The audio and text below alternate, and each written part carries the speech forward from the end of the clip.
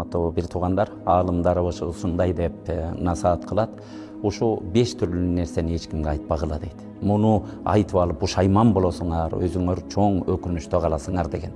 Биринчиси силердин жашоо тиричилигиңер тууралуу эч кимге айтпагыла.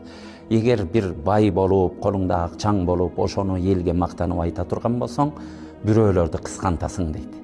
Егер bir кедей болуп кыйналып атканыңды айта турган болсоң, душмандарыңды сүйүнтөсүң дейт. Муну да эч кимге айтпа дептир. Экинчи нерсе, бул үй бүлөң сенин намысың, үй бүлөң сенин коргонуң, үй бүлөң сенин ыйык жайың дейт. Үй бүлөңдө өйдө төмөн болот, бирок үй бүлөңдүн сырын эч убакытта эч жакка чыгарба деген. Үчүнчүсү, кылган жакшы ишиңди, сооптуу иштериңди реклама кылба дейт.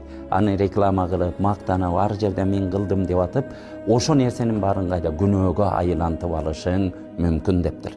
Төртүнчүсү, башыңа бир дарт келип кала турган болсо, ичиңде бир кайгы келип кала турган болсо, ошону да чыдап эч кимге айтпагын дептир. Аны айткан менен пайда жок.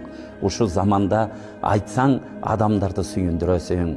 Кээ-бир душмандарың ушинтип кубантып сөздөн сөз болот. Бул ушуну көрмөк деген гана бир адамдардын табасына каласың дейт. Муну да чыдап айтпа, Алладан суран деген.